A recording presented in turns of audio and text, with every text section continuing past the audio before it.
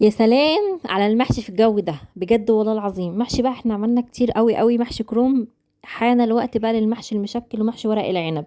عايزه اقول لكم عملت احلى محشي بجد النهارده. روتين النهارده جامد جدا جدا. اضغطوا لايك على الفيديو واعملوا اشتراك في القناه. مطبخ ميوشه طبعا. هي كانت يوميات ميوشه تمام، بس انا غيرت الاسم مطبخ ميوشه بما ان احنا اصلا حياتنا كلها في المطبخ، فسميتها بالاسم ده. تمام. اضغطوا بقى لايك على الفيديو اهم حاجه، وكمان اعملوا تعليق حلو زيكم كده. قولوا انتوا بتتابعوني من انهي بلد، وطبخين ايه النهارده، عاملين اكل ايه النهارده. برضو غششوني كده علشان ايه. بكره برضو بيبقى فيه حيره في الاكل. تمام. بصوا بقى انا هنا قطعت بصل. البصل انا هستخدمه في الاكله بتاعت النهارده كلها. تمام. بحب ان انا اقطع او اوضب كده الاكل قبل ما اعمله. تمام. برضو هنا بوضب هنا الخضره بتاعت المحشي. عايزه اقول لكم والله الواحد زهق من محشي الكرنب بصراحه، بقالي كتير قوي قوي ما اكلتش محشي مشكل. يعني بتنجان وكوسه بقى وفلفل والكلام ده. كنت بعمل محشي ورق عنب بس ومحشي كرنب. تمام. بس بقالي كتير يعني ما جبتش بقى المحشي المشكل ده، فقلت اما اعمله معاكم النهارده. بصوا بقى النهارده قطعت هنا بصل هنا في الكبه. وهبتدي بقى ان انا ايه اعمل الخلطه بتاعه المحشي ذات نفسها العادية خالص يعني. تمام. فصين توم كده مع البصل، وهضربهم في الكبة كويس جدا. انا بقطع بصل زيادة ليه؟ علشان انا هتبل الفراخ. ماشي. بحب قوي قوي اتبل الفراخ قبل ما اسلقها. مش عارفة كيلو الفراخ عندكم بكام يا جماعة؟ الكيلو الفراخ عندنا وصل يعني، عايزة اقول لكم وصل ل90 كمان.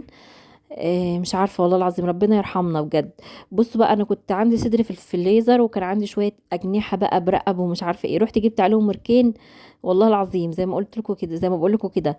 كيلو الوراك عامل 82 83، حاجه زي كده يعني. فجبت وركين يعني كيلو، وقضيتها بقى اي حاجه. انتوا فاهمين انا عامله مقاطعه، انا لسه عامله مقاطعه على فكره.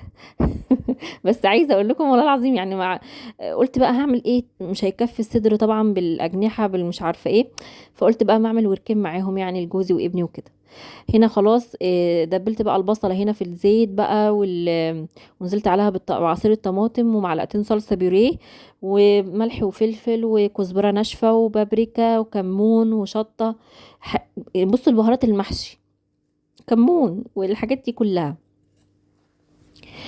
والبابريكا والشطه والبهارات المشكله 7 بهارات. اهم حاجه بقى الكزبره الناشفه في الموضوع ده.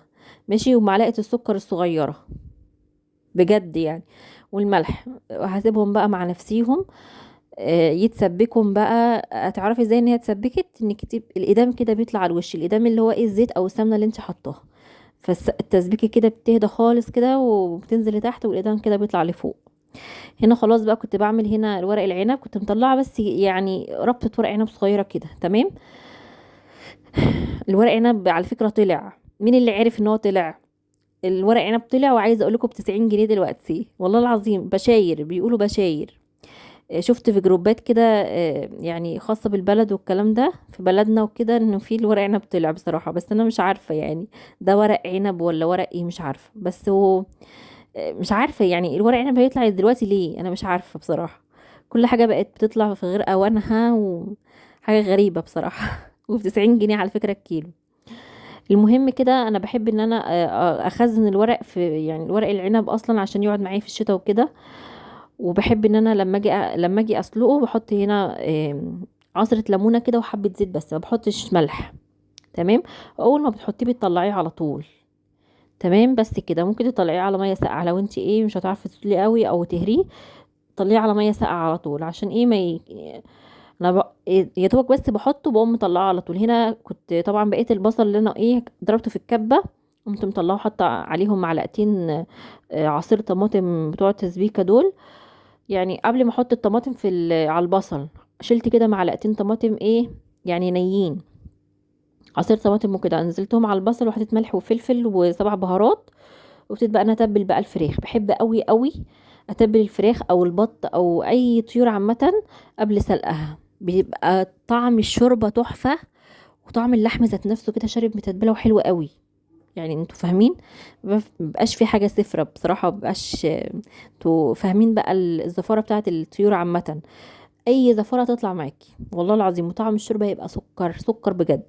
هنا طبعا غسلت الخضره كويس جدا، ببتدي ان انا اشيل العروق ديت، بحطها إيه يعني تحت المحشي، تحت المحشي كده في قاع الحله كده. ربطة شبت وبقدونس وكزبرة كزبرة خضراء ناشفة هبتدي ان انا اقطع بقى صغير خالص، ومحضره بقى الرز عندي طبعا غسلاه. بصوا يا جماعه، اعملوا الرز على قد الخلطه بالظبط، يعني اعملوا الرز على قد الحشو بالظبط. ما نهدرش رز وما نهدرش حاجات كتيره بجد والله العظيم. الايام دي يعني ايام، بصوا يعني ما يعلم بها الا ربنا، ربنا وحده اللي عالم بينا. فعشان كده نقلل في الكميات اللي احنا بنعملها، وربنا ان شاء الله. يعني انا عملت هنا كيلو او كيلو الا ربع حاجه كده، كيلو الا ربع رز. بتنزل بقى بالصلصه كلها، ما بقاش صلصه خالص الحمد لله. ونزلت عليهم بالخضره بقى وقلبت والكلام ده. وعايزه اقول لكم انا كنت في يوميها كنت جايبه قفص طماطم، وكنت هنا بعمل صلصه. انا نزلت لكم الفيديو ده على فكره، الفيديو اللي قبل اللي فات. نزلت لكم الفيديو ده، كان تحفه بجد. يعني كنت بحط هنا الطماطم بحالها، بقطعها 4 وبحطها هنا في الحله من غير ميه، من غير اي سوائل خالص، هي بتنزل ميتها وبتصفى خالص خالص خالص، انتوا فاهمين. وبعد كده بضربها بقى في الخلاط وبصفيها، وبعد كده بسيبها تتسبك تاني على نار هاديه كده غلوتين 3، وبعد كده بكيسها وبحطها في الفريزر. بتبقى بصي ممكن تقعد معاكي لسنه، سنه وحاجه كمان يعني. بتبقى حلوه قوي قوي، حتى في رمضان كده بتسهل عليكي اي حاجه. هنا نزلت بشويه بهارات برضو على الرز كده، ببهر الرز كمان اللي انا كنت حطاها في التسبيكه. ماشي، شويه ملح، شويه فلفل اسمر، شويه كمون، شويه كزبره ناشفه، بابريكا، شطه، حاجات كده. بحب الشطه قوي قوي في المحشي، من زي بجد يعني. بحب المحشي يكون مشطشط كده وحلو. هنا بقى بقطع هنا في قاع الحله اللي انا هحشي فيها المحشي المشكل. بقطع هنا عروق خضره، بقطع بصل يعني وفلفل، بيدي طعم وتحفه وريحه. عايزه اقولك يعني ريحه فظيعه بجد. بس كده هبتدي بقى ان انا احشي. وكمان الورق العنب هحشي كده في الحله الصغيره، ومش هياخد مني وقت باذن الله. يعني بصوا دول اللي اصلا بيبقى سريع قوي قوي في المحشي يعني. اسرع حاجه في اي محشي هو المحشي المشكل والكرنب بصراحه، اما الورق عنب بيبقى صعب شويه. بحشي هنا الكوسه عشان تحشي المحشي وما يفتحش منك، وكمان يعني الرز كده ما يبقاش خارج من بره المحشيه، تحشي النص المحشيه، النص المحشيه بس. تمام. انا هنا حاطه الفراخ تتبل لسه. هبتدي اول محشي كده او اخلص حشي كده، هبتدي ان انا اولع عليها علشان برضو تاخد وتدي كده مع التتبيله اللي انا عاملاها. يعني برضو يعني مش مستعجله قوي يعني. عامه انا جوزي بيجي متاخر خالص، يعني بيجي على الساعه 11 ولا حاجه كده، مش مستعجله، فبعمل الاكل براحتي. تمام اهو. هبتدي بقى ان انا احشي مع نفسيتي كده. بعد ما حشيت قمت بقى اعلق بقى هنا على الفراخ. بحب قوي قوي اشوح الفراخ. ماشي، هنشوح كده الفراخ كده في معلقه سمنه او زبده براحتك يعني. ابتدي اشوحها كويس جدا جدا. عايزه اقول لكم جبت وركين اهوت، وفي صدر وفي رقب بقى وجناحات وحاجات كده يعني، كانت عندي في الفريزر بصراحه. وهنزل كده بطماطمايه وجزرايه وبصلايه وورق لوري وحبهان وفلفل اسمر، البهارات اللي انت عايزاها، وقرن وفلفل برضو يدي طعم حلو. واحده مرقه دجاج كده. بهارات اللي انت عايزاها يعني. البهارات ديت انت حره، بس انا بحب ان انا اشوح الفراخ، بيدي طعم حلو قوي قوي كمان، بتدي لون حلو قوي للشوربه كمان. قطعت بصلايه صغيره كده، وهبتدي ان انا انزل بقى بشويه فلفل اسمر. وكمان هبتدي ان انا انزل بالميه المغليه خالص، او واحده مرقه دجاج، وبعد كده الميه المغليه. ماشي، اهم حاجه انك انت تغلي الميه، ما تحطيش ميه ساقعه، لازم تكون ميه مغليه. اهم حاجه اي طشوره او اي لحوم عامه لازم الميه مغليه، لازم لازم، دي اكيد يعني. ماشي، هبتدي بقى انزل بورق لوري كان عندي برضو، وهسيبها بقى اول غلوتين، وهبتدي اوطي النار عليها خالص تستوي مع نفسها. هوريكم بقى الطماطم دلوقتي عملت طماطم صفت خالص زي ما انتم شايفين. ديت كده كانت مسوده شويه، شلتها قشره يعني قشره طماطم. هبتدي بقى ان انا اقلب كده. بس عايزه اقول لكم حاجه، اهم حاجه ان كنتوا توطوا النار. انا موطيه النار خالص عشان ما تتحرقش معايا من تحت. اهم حاجه في انك انت تعملي الطماطم دي على نار هاديه، تقعد معاكي 3 4 ساعات براحتها، بس على نار هاديه بتبقى تحفه. ما بتشغليش همك بقى، بتطبخي بتعملي اللي وراكي بتخلصي اللي وراكي وهي على النار.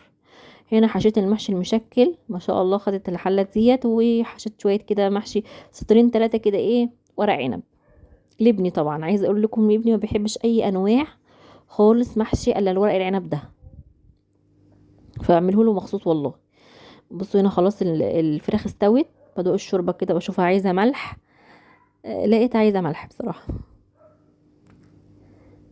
احط هنا بقى شويه ملح كده على بحب قوي احط ملح كده على المحشي المشكل. ليه المحشي المشكل بيبقى ايه، حتى لو حطيت الشوربه بيبقى عادم شويه، فانت بتحطي شويه ملح كده ايه بتظبطي الايه الحضوريه بتاعته. بحط نص المحشيه بس، بحط الشوربه لنص المحشيه لان الخضار ده لسه هينزل ميته.